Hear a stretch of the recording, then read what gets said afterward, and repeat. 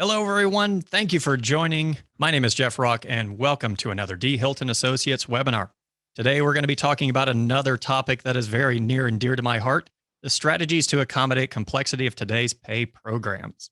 But first, let's go through a couple of administrative items. We will be recording this webinar, so if you miss anything, please go to our website at dhilton.com. You can find all the previous webinars there as well, so in case you missed something in the past, some great content for you there. I may be a little bit biased, but there's a lot of good information going on there.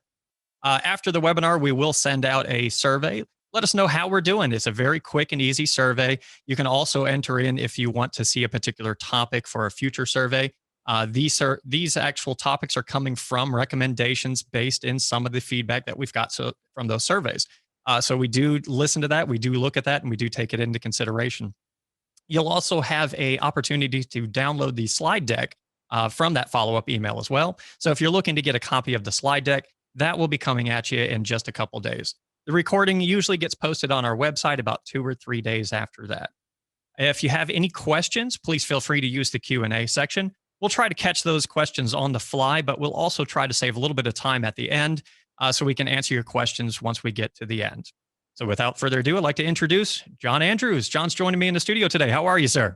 Good to see you again. Good. How you doing? We're making a regular thing of this, aren't we? Did you get your hair cut for this? No, not on this one. I got them all cut. No, once we started going on video, I said, gosh, you gotta.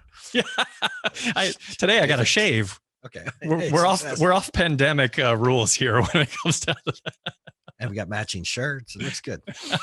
Well, thanks for joining us, John. I always do sincerely appreciate you taking the time to bring us up to speed. So I'll go ahead and hand it off to you to talk about what we're going to talk about today. Okay, great. Our staff compensation, practice has been around since 1986. It was some of the original work we did, and it's something that's still, you said, near to your heart. That's something I started when we came to D. Hilton. So when we talk about today, it's always been this battle of, what's fair, what's perceived as fair, and credit unions spend a tremendous amount of time on compensation issues, whether people come in their door to say they want more money or they're leaving, or when it's time for merit increases, the anticipation of what's going on. And, our job is to give HR and management, actionable items and good communication strategies to do that. So our core foundation of the work is how we put a methodology about how we figure out what a job is worth. And what's so important about this, and if you're joining today thinking we're going to talk about it execs, I just want to save your time because this is really focused on our staff because it's an anchor product for us. It's a lot of stuff that we do.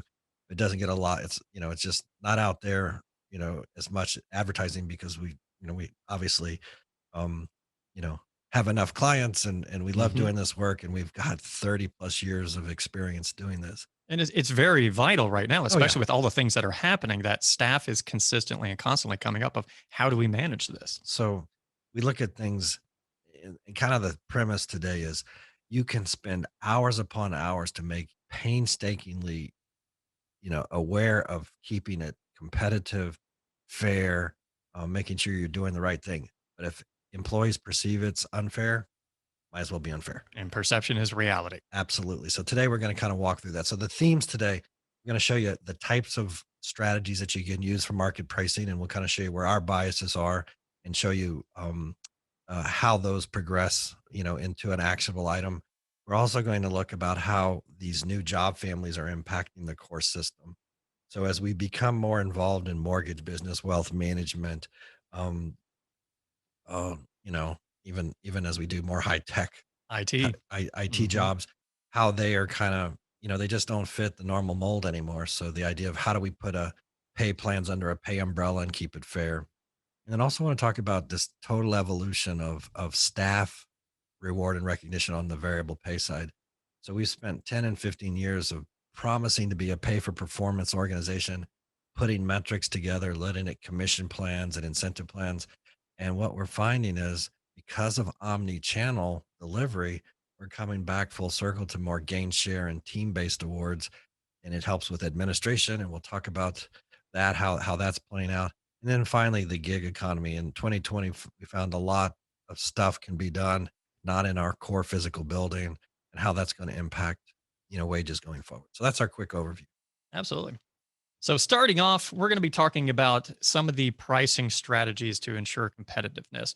So, this is kind of where we get to the idea of okay, we've got staff, we've got to be able to target how we pay them. So, what are some of the processes that we utilize for that? And as you can see, one of the processes is going to be the absolute dominant one in the industry.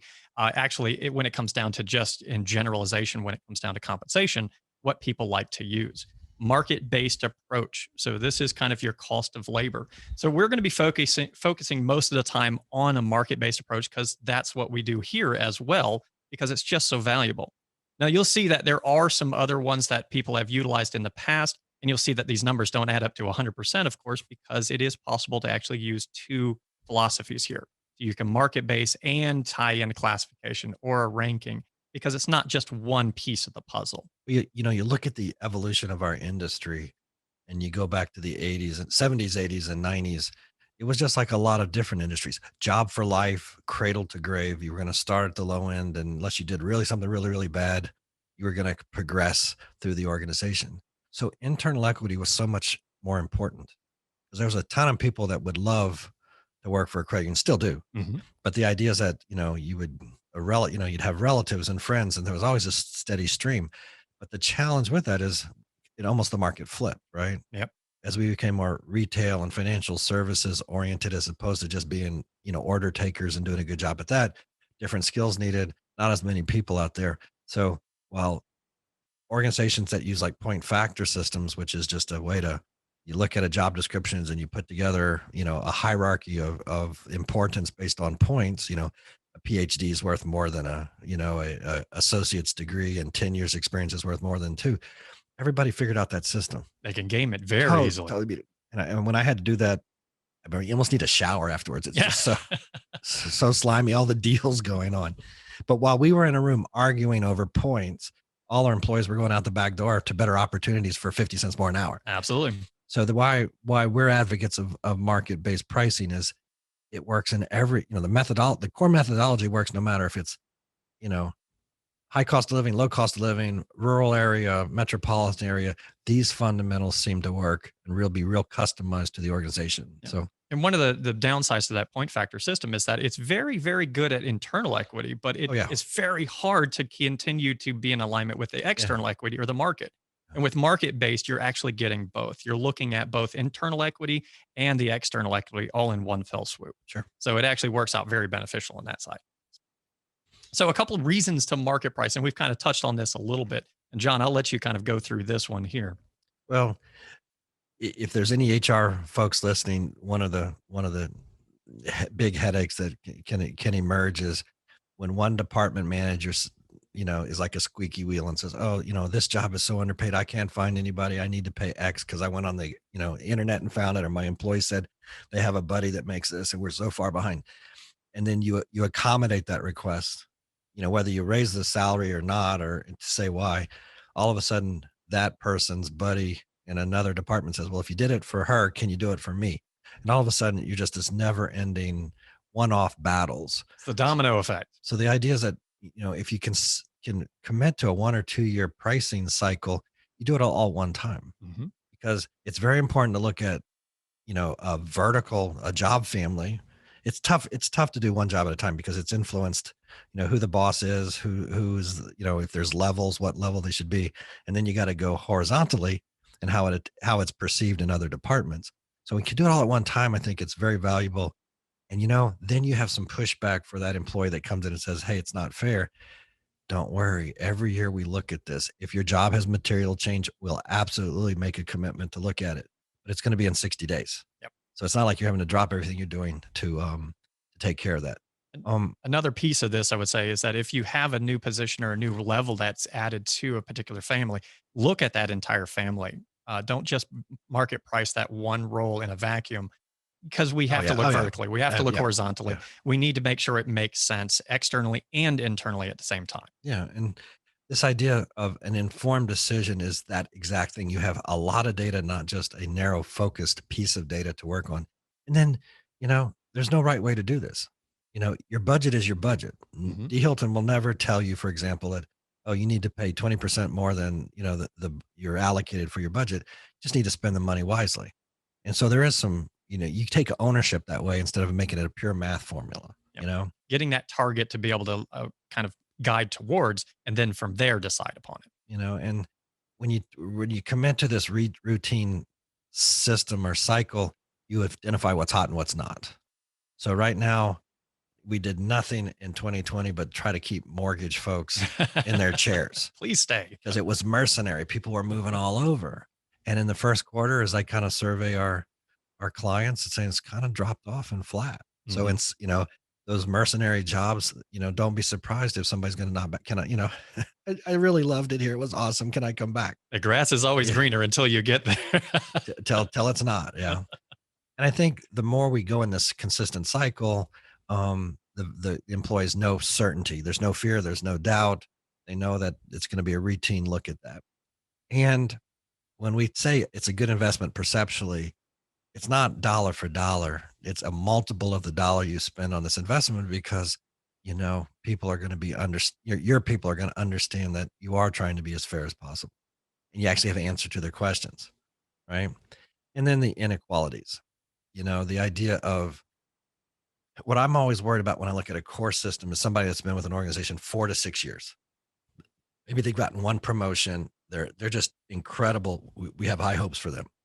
But as the market keeps moving, we can have leapfrogging. Mhm. And I hate hearing this, and you hear it a lot of places. The idea is, what do I have to do? Quit and get rehired to get a raise? Because the market keeps moving. So this consistent commitment to market pricing keeps the spread that would be meaningful. Now, if the person's not a performer, we want to create a little, Absolutely. uncomfortableness. I'll take it. Okay. It'll What? work. I'm uncomfortable by that, but Okay. Help me, Jeff. But the idea is that we're going to mitigate those things that just typically happen in a pay system by committing to looking at it on a routine basis. So when we look at the methodology, it's pretty easy to kind of go through the process and look at what you need to do. First step one is to define the market. And again, since we're talking about market pricing methodology, this is where we start really harping on the fact that you should be looking locally for these type of sources. I kind of lead it as the guiding star of where would you hire this position, and that's where you're going to start looking because that's your talent, that's your Well, that's competitive. that's what we do with our employees that Exactly. work for us. We say, "Hey, congratulations, you're moving to St. Louis. You are a loan processor. Go, where can you go work?" Right. Exactly. So that's the mark. And that's how we find out that information. We don't say go to step 3 here and say go look at a salary survey and say what people in St. Louis made 2 years ago. Exactly. Okay, so that defining the project is so important. It's a great investment in time. Yeah, absolutely. And we'll talk a little bit more about these. We'll kind of do a nice little overview of here. This is kind of a process that you look at when you do decide to do with market based methodology. Next, you want to determine the best sources. And that kind of comes from you defining the market. Now, okay, where do we actually find that information? How do we tap into that? And how do we get the best numbers to make the best strategic decision from that? Once you've decided where those sources are, it's time to market price. This is a very time consuming process. One of the downfalls to a market based methodology is that it takes a lot of research, it takes a lot of upkeep. You have to maintain a good perspective on where you're pulling that data. You have to be consistent about it, and you have to make sure you're maintaining a methodology. So, this is the spot where the perception gets in the way sometimes. There's a lot of methodologies you're deciding, well, let's just do benchmarking, Yep. right? So we'll take a couple jobs from, grade 100 and we'll take a couple jobs from grade 300 and we'll do a couple jobs from 700. We'll market price those jobs and then we'll build a pay line, some type of regression formula to make that happen. The problem is at the back end, and it's a perfectly acceptable methodology if you have 10,000 and 20,000 employees, but because Absolutely. we're such, smaller organizations where there's just a lot more information, sharing, whether you're not supposed to talk about comp or not, are or not, But they are. people know. Um, you have an opportunity to, this is a scenario, right? It's like, I really thought I was going to get a raise and I didn't get a raise. And so, well, who did you price me against? Like, who were the comparables? And then Jeff says, well, we didn't do your job. We did somebody in accounting. Well, I'm in mortgages. How is Yeah, that connected? And as soon as we have that narrative, we've lost them. absolutely. So, if you can commit to pricing as many jobs as possible, you have a stronger communication tool at the back end. Does it take more hours? It takes more hours, but the return on that, the perceptual return is huge. Absolutely. The strength in which you can rely on the money. We talked about this last time is that this is a very emotional type of connection. Yeah. And especially when anytime you start talking about compensation, affect goes high, you start getting a little bit nervous. Okay, what are we talking about? If you're able as an HR person or just a company at large to be able to say, look, we have market priced your specific position. We have told you that we're going to maintain competitive stance with the nature. Here is how we've done it. Here's what we've gone. And, it's not really on the chart, but one of the things we have to be very careful about is, you know, a frontline manager not feeling comfortable with the information to share says, "Well, go ask HR. They Yeah. did it, or the board did this. It was It wasn't me. I went to bat for you. I don't know what happened." I But said 30%. I swear. but every time that scenario happens, we lose credibility in the whole system. It becomes an us versus them. Absolutely. So when if we're able to make sure, and this is my personal mantra, Jeff, you're not HR. We're all HR. Mhm. Meaning every manager has an HR responsibility. The HR group of any credit supports the HR practice, the pay practice, the performance management practice, the benefits practice. But we can't just give everybody the easy out. Say, well, go ask them. I got nothing to do with it. And having all of this data gives you the opportunity to give this Yeah, information to the yeah, managers, some answers to have this. that Yeah, comfort level of being able to say, yes, absolutely, have that conversation with them. Let them know exactly where we're at. Here's the data, here's the information, and I'll give you some pointers. So okay. once you've got the data, all that market pricing information, it's time to then develop that action plan. Where do we go from here? How do we actually want to pay? And I think John always puts it very, very eloquently of, okay, one, the market pricing is going to tell you what the market pays. Step two is let's talk about how we want to distribute that pay. Yeah, data is just data, Yep. and there's no magic formula. If credit union A is going to work for credit union B, it's got to work within your culture. You know how total cash fits into the situation. There's so many variables, so it's your plan of action. Absolutely. And then actually distribute the pay. Then you actually have to go, once you've developed a plan, start talking about how we're going to implement this, put this together. But last but not least, one of the most important pieces to this puzzle is the maintenance piece. The market is changing constantly. It is moving, it is fluctuating, it's moving up and down. Having that constant check-in, every 2 years or so, you want to be able to look back at the market, see what has happened, what has transpired, just like this last year. I mean, a lot of things changed, a lot of things transitioned, but we look at the market, we could see some things that were moving very Oh, quickly and some things that absolutely. were not. And not everything moves at the same speed. Mhm. If you go back through 30 years, you remember the dot-com boom, and then the bubble burst Silicon in the Valley. 90s. We were market pricing every quarter for some Mm, of our clients because wage inflation was 16%. mm. I mean, those new companies were just burning through money. Janitors, custodians were making $90,000, and then it burst, and then people still want to make Yeah. It's hard $90,000. to go back. It's almost like the stages of dying. There's Denial. denial starts, and then there's finally acceptance. So you know right now, and I wish I could see everybody's hand. How many people budgeted 3% merit increases for the last 5 years? And that's a tremendous trend.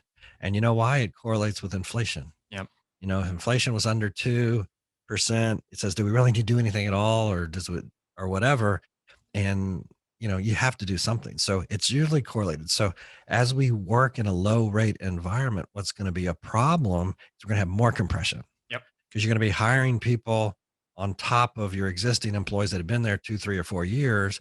And so if your performance management system doesn't allow for the spread, meaning, the Kragan that does no raises for a year exacerbates this problem. But if you do less than inflation, you exacerbate this problem. Even further. Yep. So we got to get some of our superstars and high performers some type of opportunity to break away from the pack. And we've been talking about this for a while, being able to define that critical workforce, take a look at the pay umbrella and Yeah. that unnecessary need to be egalitarian across the board. Yeah. It's just not that process anymore. We can't just one size fits all and really start taking a look at what's driving the organization, what is giving you, or who and where is giving you that disproportionate value, and start really incentivizing that type of behavior. I've talked about this before. My theory is, all employees equal, and they're not. Mhm. You know, if a teller screws up and cashes a $200 bad check, we're going to make it. If a CEO, puts us in the wrong building, the wrong community, the wrong product, the wrong investment, we might not have a credit union. So that we already have defined roles.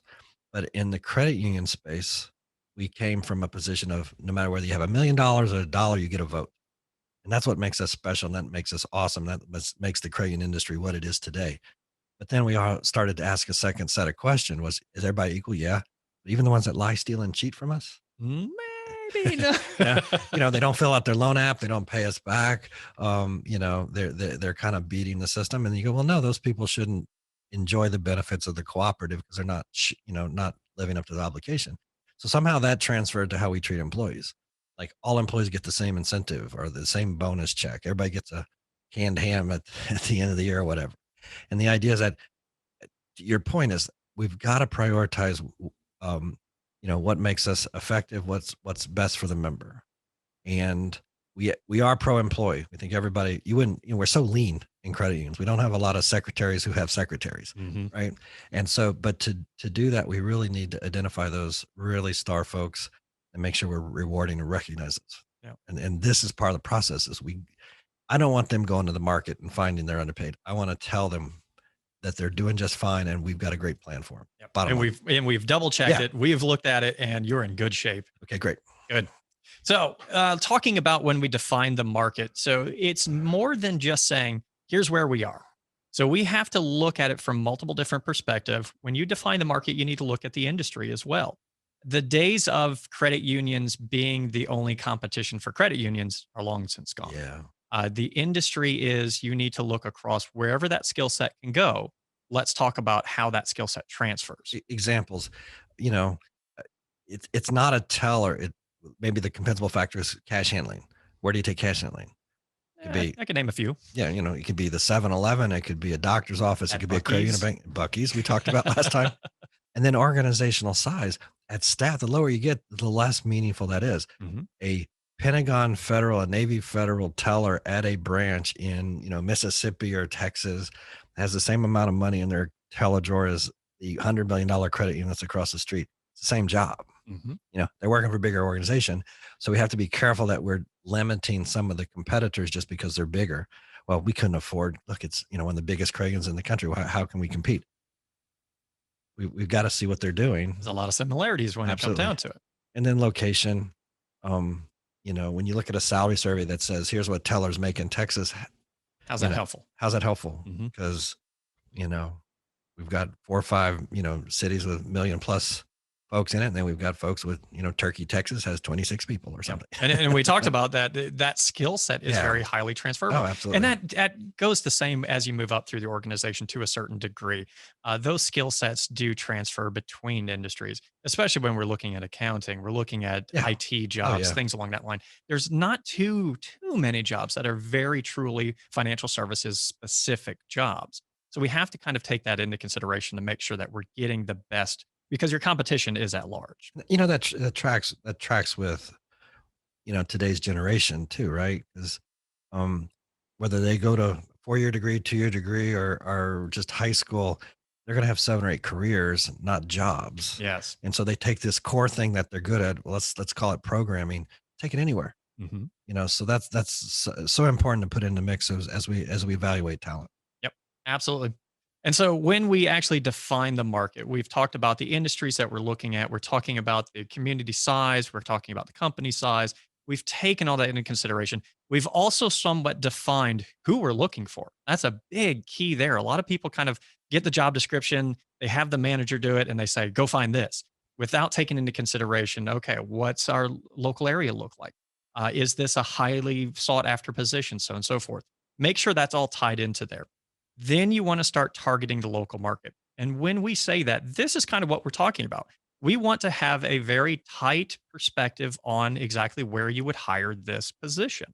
And when you come down to salary surveys, this is where it gets very tricky because a lot of surveys will either divide that data cut by a state or southeast or northeast, Oops, I talked out of turn, didn't I? I should have said that earlier. How could you? Sorry.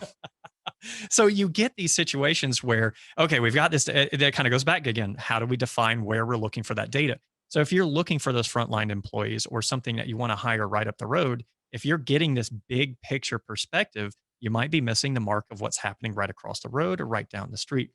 As you move up through the organization, you start casting that wider net. Or if you have multiple locations, you can certainly consider that as well, because as we'll talk about a little bit in a moment here, is cost of labor versus cost of living as well. And there's some differentiation there. Yeah. But we want to be able to continue to expand that out, even going up to a national scope when you're looking for executives. But for the most part, the most of your organization is going to be in that tight little circle. Okay. So the kind of the tweeners, the idea of we need the best technical folks. And if we're in an, Tallahassee obviously has a huge university, so we've got a nice pipeline. But guess what? Everybody else knows it's a good pipeline Everybody's for got a talent. pipeline. So even though the outer circle doesn't show that, if we were working in Tallahassee and we're looking at technical, programmers and maybe mortgage folks, we might go to Jacksonville, we might go to Biloxi, we might go even as high as Atlanta hmm to kind of say that's that regional look for some of those jobs. But would you go out in the Gulf and ask the fish how much schooling they have? Oh, Oh God, that was that a dad joke? Was that? yeah, congrats. Oh, everybody out there, Jeff Rock is a proud owner of a minivan as of Oh, Saturday, so congratulations on that. we've reached that point in the life that we've got the minivans. Congratulations. Well, thank you for that. So the what I talked about with cost of living versus cost of labor, and you've probably heard a lot of talk about this Oh, recently. yes. Yeah, yeah. I mean, Mark Zuckerberg always talked about, we're going to be working remotely, so we're going to do a cost of living adjustment. And if you move to an area that's lower cost, well, congratulations, your pay is going to go down. Um, Good luck with that. I'm kind of curious to see the numbers that happen on that. But I just wanted to give you a quick overview of the differentiation between these two. So, the cost of living is a geolocation differential. In the past, this was something that was utilized if you had a person who was going to be moving or got promoted, and that meant they had to move to another location. To keep them whole, you would say, okay, this is a higher cost of living area. We need to increase your pay a certain amount. Yeah. It's being utilized a little bit differently now because the times have changed and things have gone a little differently, and people are leveraging this for a quick look at the market to say, okay, you're going here. The cost of bread, meat, gas, whatever, they have this huge list of different costs of how they associate this is more. So we're going to give you a 2% raise or a 3% raise or something along that line. The cost of labor is a little bit more of what we've been talking about. That's the cost of a replacement player if you had to hire that position in that location tomorrow. That's where you're looking at the market pricing. That's where you're going to get a targeted perspective on the cost of labor. So there are two different philosophies and two different perspectives that do kind of come into the core perspective and the core pay philosophy now. Um, just give you a real world example of this, and I'll even include the Gulf of Mexico in I there for you. like this. So, did you know my dad was born in a log cabin? No. Yeah, Did you literally. build it? No, well, his great grandfather. My family's from northern Louisiana, like it's right on the border with Arkansas. So, Duck Dynasty is kind of their heroes up there. I like it. Now, the two industries there are a pulp mill where they take pine trees and turn them into paper, and chicken. They raise chickens for like Pilgrim or something like that out of Arkansas. So as those industries come and go, the labor pool can't work local. And so every decade, what happens is those folks travel 200 miles every 2 weeks and go work offshore in the oil and gas business. And the idea of where that person is and what they should pay versus having to get 200 miles in your car to go find a job that matches your skill sets is totally different. And so when cost of living, cost of labor is on the Louisiana coast, when it's the oil's at the right price, it's boomtown. Yeah. They'll pay whatever. They will encourage people to drive 200 miles, 300 miles, 400 miles to get to the work. Now, if you want a real world example in credit unions, take casinos. hmm So a casino moves to town. It's happened in Mississippi. It's happened on the river, the Mississippi River, but it's also happened in the state of Mississippi. It happens, you know, um, in the West Coast with Indian casinos. Um, 365, 24-hour shifts. They need lots of people. And, if an HR manager has to hire 300 people, we're not equivalent over 25 cents an hour. Yeah. We're just trying to fill those seats. And so even though you do a survey and says a teller makes X, and we don't look at, what that casino is doing, guess what? We're missing the boat. Hmm. All our employees are going to have this new career. And so that cost of labor is increased in those things because the demands there, and it's not for financial services. Yeah. And that's such a hard balance to deal with because more and more we hear about the $15 minimum, things along that nature, and how much you chase the market. This is a little bit different because that market changed drastically by a large competitor coming in and pulling in a Oh lot yeah. of people. Oh yeah. So when we have individuals saying, hey, the Dunkin' Donuts right across the street is paying $15, 15.25 an hour, should we move it up? Maybe. You do have to consider how many people are going to go into financial services versus going to work at Dunkin' Donuts. We use the example of Bucky's right across the street. Yeah, that's they're definitely something to take into consideration.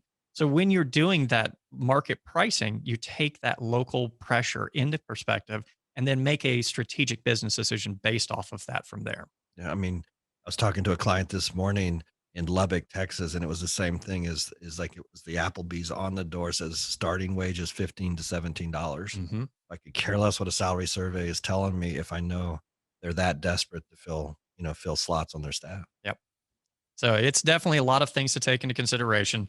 And one of the things, like we talked about when you start identifying data sources, is that there are a lot of sources out there nowadays. And we talked a little bit about this last time, so we won't dig too far into this. However, these are kind of the main sources that you'll leverage and the main sources that you'll go to. They all have their pros and cons. You have to weigh exactly which source you're going to be using for the particular role, for a particular situation, and make sure that that data is actually viable and valid for that position. So your free data is, of course, the great thing is they're free. The downside is it is usually just user collected. So titles are, we gave a good example last time in the last webinar where we talked about a consumer underwriter, a mortgage underwriter, and an underwriter from Glassdoor all priced exactly the same. That doesn't make sense. Yeah. So if you're using free data, you have to make sure that you're validating it, make sure it's good value, and understand that it actually makes sense. Crowdsource is becoming more popular nowadays. That's where it's kind of a curated version of the free data where they'll actually go out, pull in all these surveys information. It's still supplied kind of the same way, but usually it's not free. They actually have compensation analysts and data scientists digging through this. The downside here is that it's going to skew towards the middle. Not too many VPs, executives are going to take the time to say, how much am I worth in the market? It's really survey perspective when they go to there and they say, I wonder if I'm being paid according to market. So for the most part, front end or high end executives not going to fill out that information. Traditional surveys, you're familiar with those. Those are your Mercer, McLaughlins, all ERIs, good quality stuff. The downside to this is that it's delayed. So you have to make sure that you're maintaining a methodology of we know the aging percentile that we're going to use, and we'll talk a little bit about this in an example coming up as well. And Uh, and I went to SHRM conference 2 years ago, and you really saw this transition of the traditional companies that you just mentioned moving to crowdsourcing as their yes, core yeah. data. They're tired of doing surveys too. Please fill this out. Please fill this out. Please fill This this is out. this is the second to last deadline I'll be ask, bugging you about. So they're trying to make that methodology work, and I think it will work to a degree, Mhm. but I'm not ready to bet. Put Fully go on it. all in on it yet. Yeah, and the other side of this, the traditional surveys are kind of blending with the crowdsourcing, and you're getting these meta analysis of Yeah, data. yeah, So you yeah, have the yeah, surveys pulling together, yeah. the crowdsourcing pulling together, and you're getting some good stuff there. The hard part of that is that often they can't release what surveys they've used, what data cuts Sure, they used. sure. That's a negative, but I like I've done. I all the time I'm on the phone with these guys and saying, "Let's talk about your Mhm. methodology. How have you done this? How have you pulled these pieces together? I want to talk to one of your compensation analysts. I want to talk to one of your data scientists." And then when I feel comfortable about that, then I'm going to start using that source against sources that I'm really confident in and see how well it stacks up and know right where I can use those sources. And last but not least, a compensation database, kind of like what we do here with our executive compensation database. This is a locally housed type of database. It takes a lot to maintain, it takes a lot to keep up with, but you're getting the absolute best data. So that's going to be one of those that is few and far between. Not too many people are running those kind of things, But if you do have a compensation database, that's where you're pulling a lot of things. As long as you have somebody that's running it that Right. knows what they're doing. Yeah. And that's just the quality control on a Mhm. job match, title match, roles and responsibilities, leveling. If there's 5 levels of accountant, making sure that's matched properly.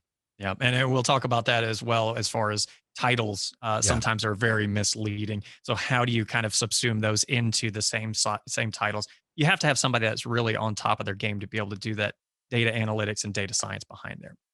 So once you've actually selected your sources, here are some of the. Excuse me. This is the worst slide in the history of slides. It's a very, very colorful and a very nice slide. There's It's very busy though. a lot of stuff there. And by the way, I'm the one that put it together, so I apologize to everyone. So the slide deck is available with the Yeah, follow-up that's email. what I so want to say. I think I was fired up when I got to this one, huh? we got excited on this one. This is a passion for both of us here. So a common benchmark mistake. So when you start looking at the data, what to do, what not to do. And this is where it's very good to have somebody that is trained in compensation under analysis or compensation consulting to be able to circumvent these. But if you're utilizing this, excluding matches is definitely a big thing. And we kind of talked about this. The skills are so transferable. So if you get a title that doesn't quite match your title, you throw that out without thinking, oh, hey, those skills are interchangeable. This person could easily do this job because that skill set is there. Limited comp definition. That's where you're not taking in the full cash compensation or total compensation into perspective. If you're just looking at salary and you provide a 15% incentive, so hey, your salary could be just slightly lower because your incentive is higher. You have to take that full picture in perspective. You can Steve Jobs worked for $1 one year. Yeah. Okay, so put that in the mix. Those stock options, it's like they're worth something. It doesn't tell the whole story. Yeah. And you look at some of the job families where we're trying to integrate into credit unions, mortgage, wealth management, come to the top of the heap there. We got to look at the all-in number, not how base salary. Yep. And that's a big portion, a big piece of things, because when you get that 50th percentile back, you say, hey, our salary's got to be X. Yeah. But you can balance that. And Look at the incentives. And then you look at, kind of around the wheel here, too broad, benchmarking by size, expecting perfection, too specific. The reason we wanted to include this is when you're defending your data or you're trying to listen to somebody that thinks they have the data that doesn't match what you think it is in HR, use these things to kind of use as your audit to walk and have a dialogue. And I think the Okay. most common that I see is that too specific. Yeah. We'll get the, hey, this point on the job description, this point on the job description. Well, if we really, really, really narrow it down to there, you are benchmarking yourself. Well, We have to look at it from the fact of you have competitors in the market. yeah. I mean, we run into this more almost in exec comp work than staff work. If a lot of companies would love to run a regression line, so it works great in other businesses. If you're a CEO of a company that makes $200 million worth of widgets, and then you go to a company that makes $400 million worth of the same widgets, you're worth 2x. Yep. The math works. But in credit unions, if you're a $2 billion CEO, do you have the ability, skills, competencies to run a $4 billion credit union? Absolutely. Mhm. So when we look at the benchmarking, just make sure that you're able to defend what you do is the way I'd say it. Absolutely. So this is where we kind of talk about the two specific. When you send your job descriptions to a compensation analyst, this is what they see. In all reality, this is what a compensation analyst sees. We look at the title, we look at the report too, so we understand a general understanding of what you're looking for. Then we pull out the top 3 to 5 responsibilities, the skill sets. So all of this gets condensed down into they do financial analysis, account reconciliation, general ledger entry, and report writing. Excuse me, we're not trying to minimize a person's worth by doing this. We're trying to get to the generic factors that are compensable in the marketplace. And that's going to give you the best accurate representation of one, where can they take that skill set? Because we talked about it's cross industries. And 2, we want to make sure that, well, we don't have a procedures manual. Well, yeah, you get a 10-page job description, and on page 8 it says, on full moons on Tuesdays, I empty the trash. Yeah, exactly. That's compensable. Nope, that's just taking out the trash. And then the second part of that is that we look at the notable responsibilities, or excuse me, requirements. That's going to be your years of experience. That's going to be your education, those kind of pieces. And you can see that you're going to band those together. You can't say, okay, I want 1 or 2 years and that's it. Well, we're going to use a spectrum. We're going to say under 3 years because we want to look at the pieces of that one.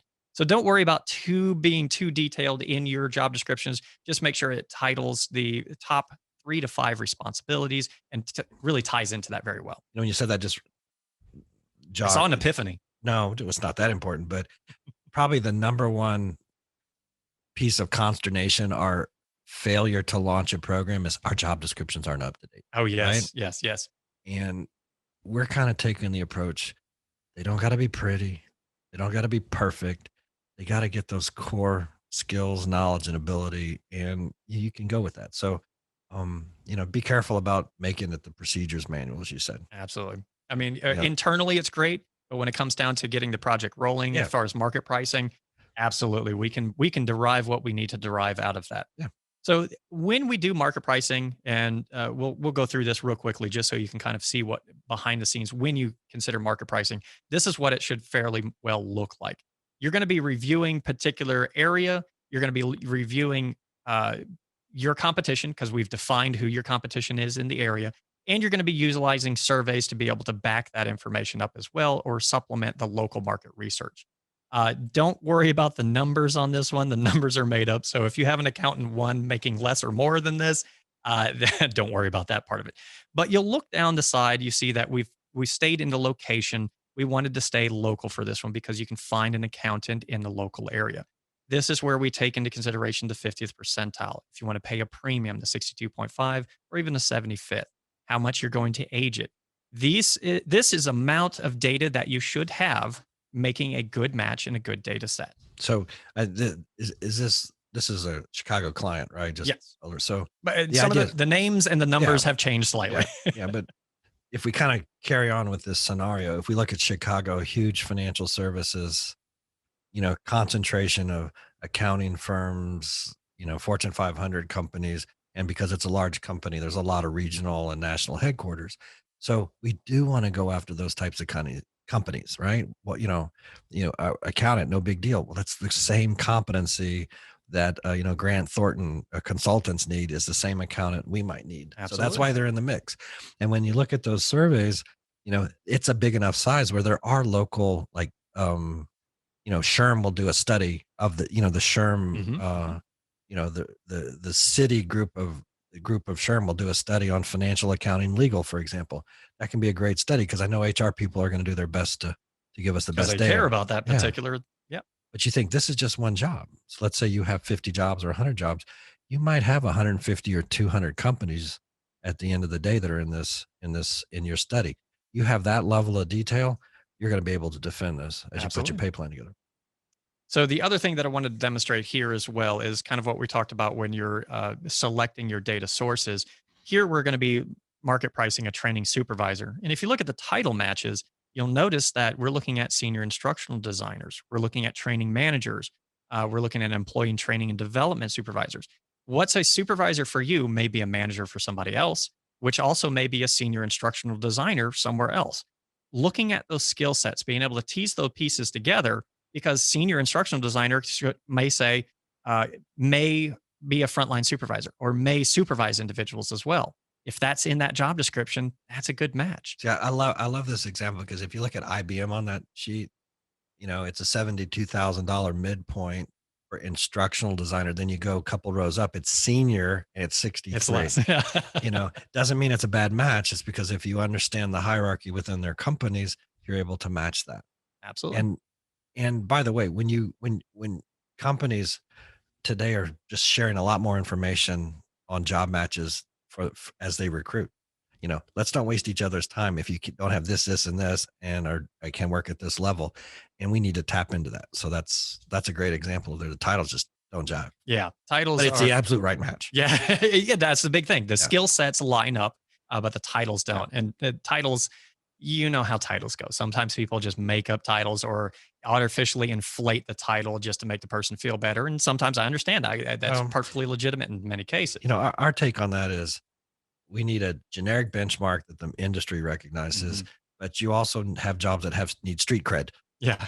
I want if a person's going to go work with our core segs or going to work with pillars of the community, protocol says they don't want to work with the assistant to the assistant.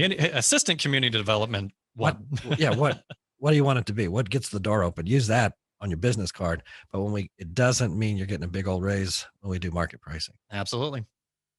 Okay, so now that we've done the market pricing, and this is kind of a conversation that I have with a lot of clients of, okay, I've got this number. What do I do about it? So this is where we talk about slotting in the market. So this is where we've done the research. We've got this spectrum of data. This particular position, it graded from the 25th percentile, 49,000, all the way to the 75th at 63. So I get people that say, hey, right up the road, they're saying they're making 65,000. Yeah, it's in there. You can see in the red, that's an outlier. It's outside.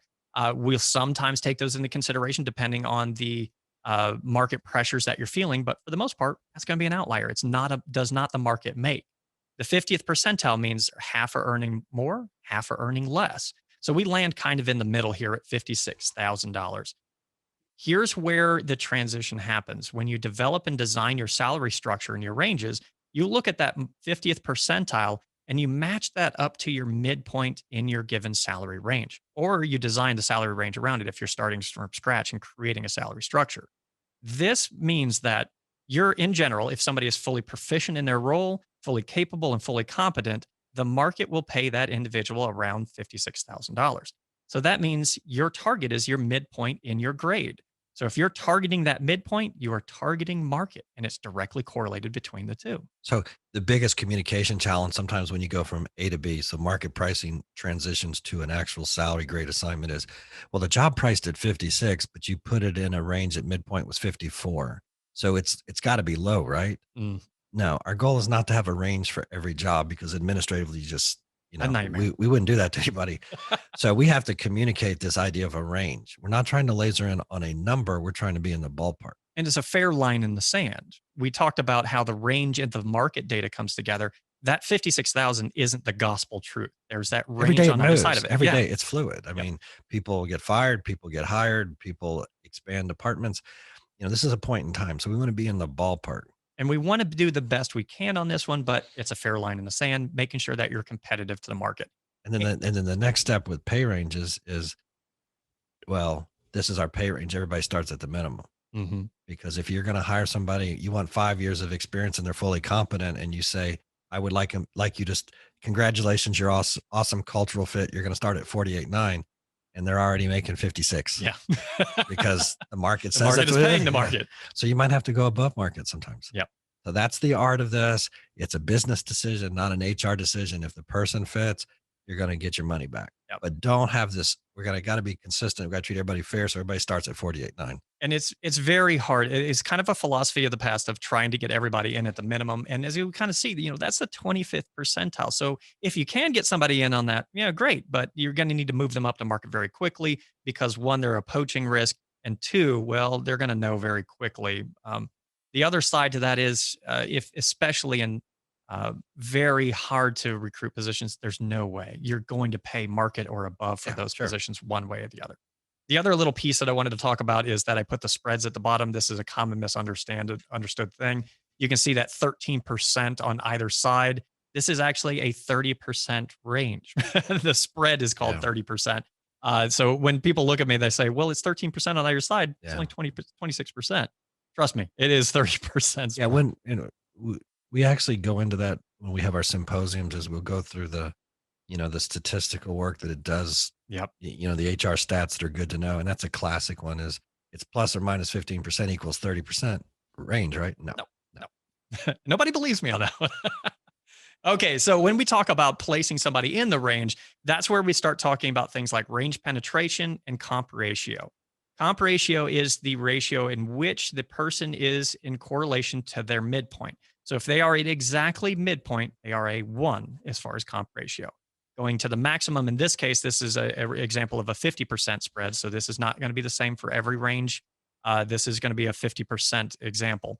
If you're at the maximum, you are essentially 1.2 Compa-ratio or 20% above market.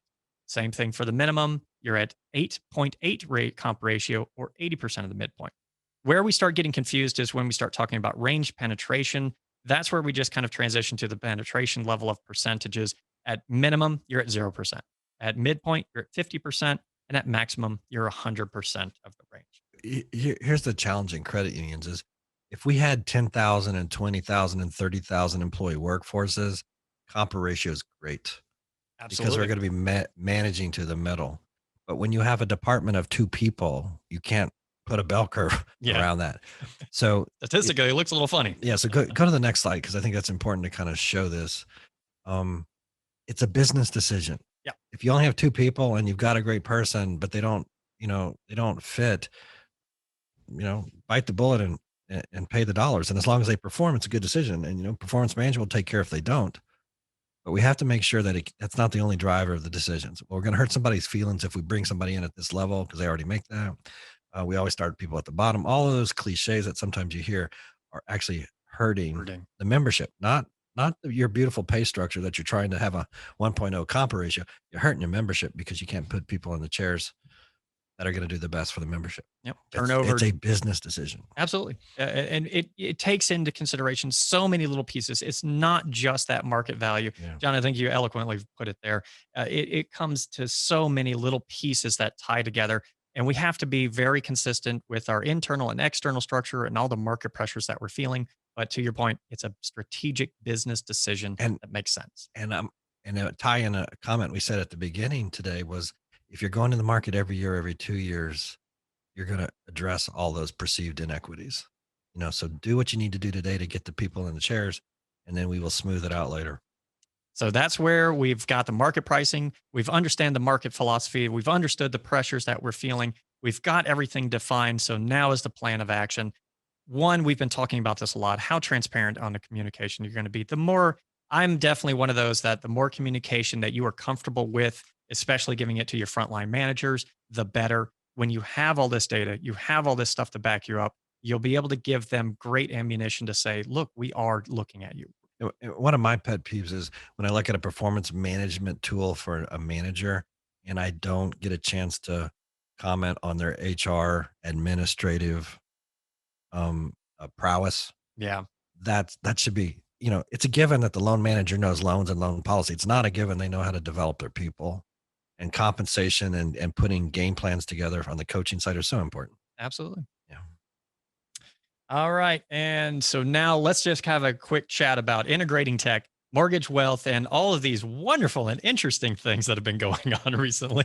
Well, the theme is, I guess the reality is going to be we're not going to put everybody in one structure going forward. It's just people are getting paid so differently, Mm-hmm. and the more you try to centralize it and make it uniform, you're going to dilute the effort of our return on that investment. And it's not best for the members, as we So talked about. yeah. So well, the message we want to leave you with today is it's okay to pull out your tech jobs from a pay system if you're in that cost of living, cost of labor issue.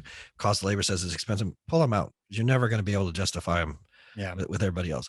Mortgage, wealth management. I've said it a few times today. Is if they're really going to be a contributor to your organization's bottom line, not just a service we have, so we're perceived as full service. There's a difference of how we staff those programs. Yeah. If they're really going to be revenue drivers, let's go all out and get the best. Okay.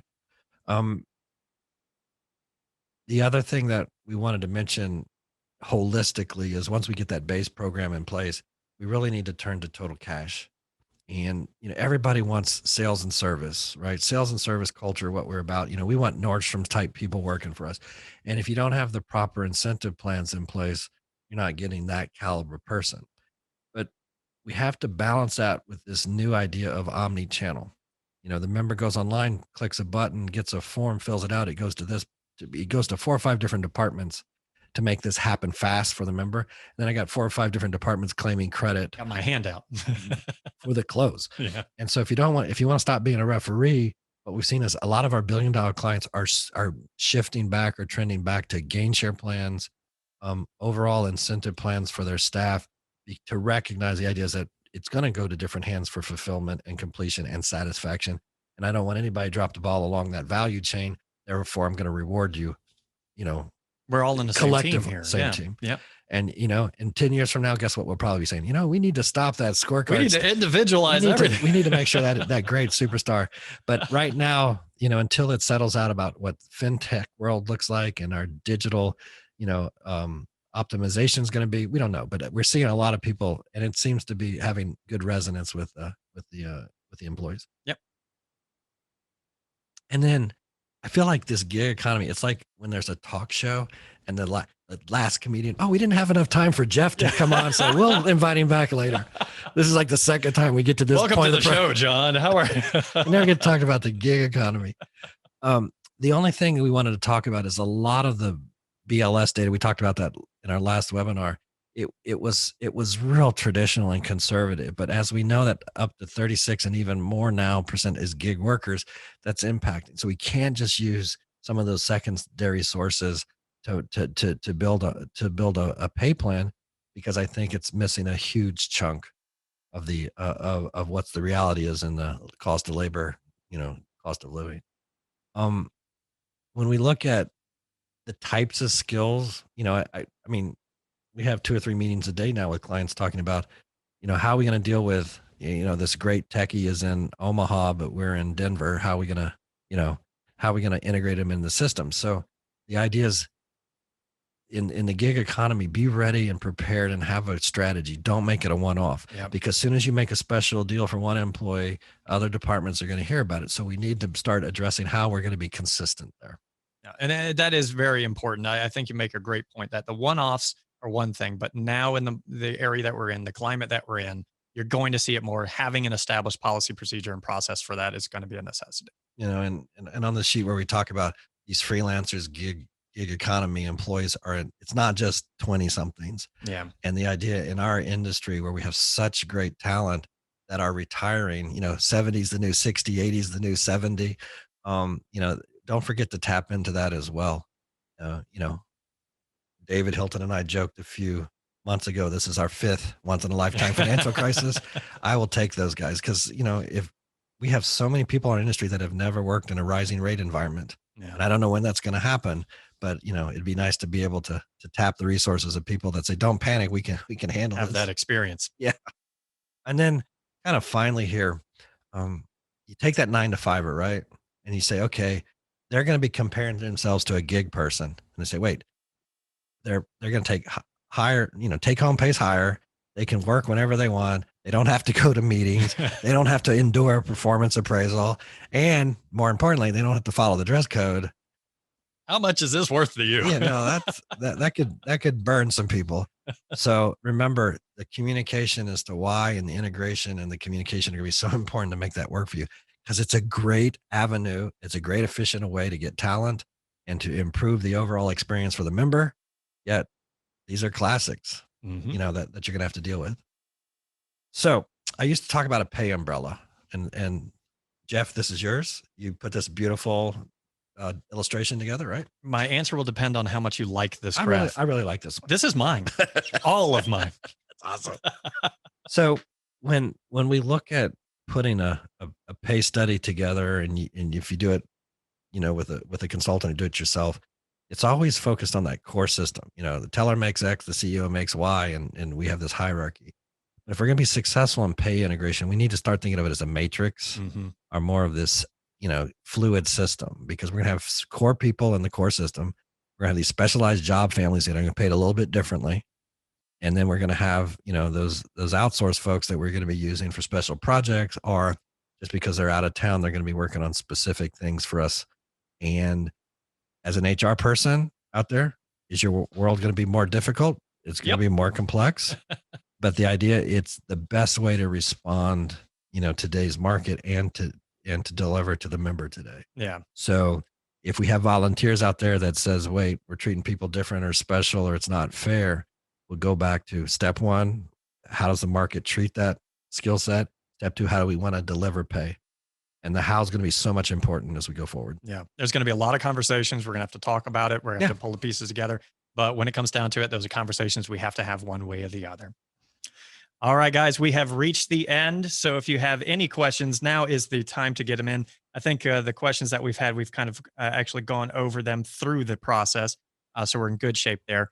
But like I said, we did record this webinar. So if you missed anything or would like to hear one of my terrible jokes back, it will be posted on the website. That's a dad joke. It's totally different. It was, oh yeah, bad joke, dad joke. It's close enough.